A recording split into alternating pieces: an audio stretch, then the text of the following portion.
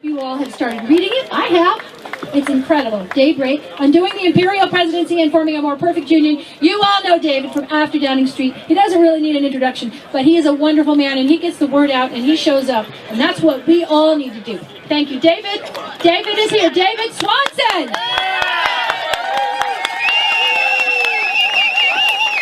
Thanks, Lori. Thanks, everybody, for being here. Wonderful bunch of people. Can you imagine the outcries of national shame from liberal commentators if George W. Bush had accepted a peace prize by advocating for war and announcing his right to launch aggressive wars? What an embarrassment that would have been. That's right. Totally. But Bush would have made such a speech with fewer troops in the field, fewer mercenaries in the field, a smaller war budget, a smaller military budget, bases in fewer nations, the imperial powers of the presidency less firmly established, and of course, worse pronunciation. And isn't that what matters? The current president is smart and belongs to a different party. So when he continues and escalates wars we despised, wars we made great sacrifices to try to end, well, either the wars must be better than we thought, or escalating them must be really the super smart way to end them. After all, the other warmongering party calls the president a foreign-born socialist traitor. Except that they loved his speech in Oslo. Yeah, they did. One reason that President Obama believes he can claim the power to launch wars is that Bush's lawyers produced on October 23rd, 2002, a memo proclaiming that presidents have that power. And do you know what their central argument was? Bill Clinton did it. Bill Clinton launched minor attacks on Iraq and other parts of the world, not to mention the former Yugoslavia, and so therefore Bush had the right to do the same thing on a larger scale. In right-wing rhetoric, Clinton was another socialistic traitor. In legal arguments, he was the justification for Bush's crimes. It's the same deal with President Obama. In the surface-level charade of partisan bickering, he's a socialist, a term applied without any particular meaning to it.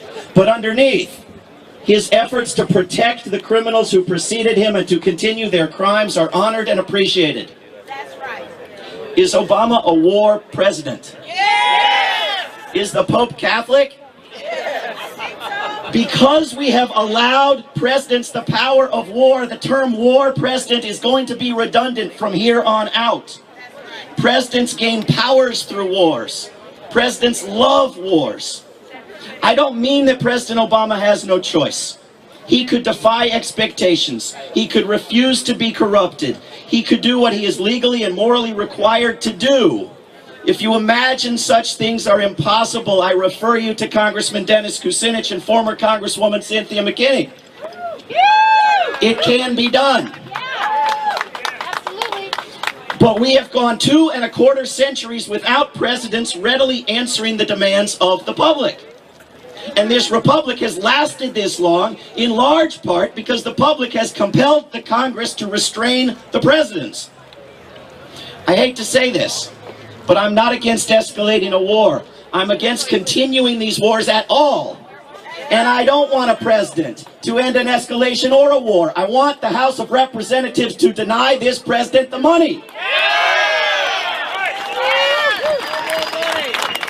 But our representatives are largely bought and paid for. They're terrified of the corporate media. They're servants of party bosses. Their corruption is the primary reason that millions of people fantasize about lobbying a president. Sometimes we like to think as well that pressuring Congress to do its job, even through the most aggressive, nonviolent resistance, somehow constitutes naive faith in a system, whereas pleading with the emperor is true populism. You know, the people who wrote the Constitution got a lot of things wrong, but they were ahead of us on this one. They knew that we could never have peace if a single individual was given the power of war. We must put the power of peace back in the Congress and force the House of Representatives to use it. They have a final vote next week on a war funding bill. They need to vote no. But do you know what they're going to do to try to pass it? They're going to put unemployment insurance in a war funding bill. When it's not relief for victims of hurricanes, when it's not education for veterans, pretty soon it's going to be kittens for children. Now it's unemployment insurance as the lipstick on this pig of a bill that creates unemployment in the first place.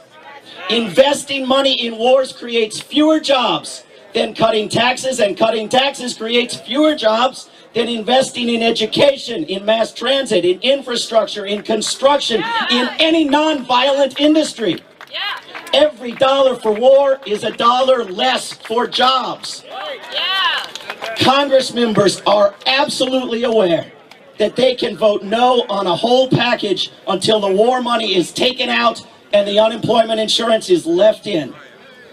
And you know that you can force them to do it now and in the coming weeks and in the coming months. You know that much more difficult things have been done. You know that it is far more enjoyable to engage in this struggle, even in the cold, than to sit at home and complain. And you know that the time is rapidly coming when we must do what any civilized nation would have long since done and non-violently shut this town down.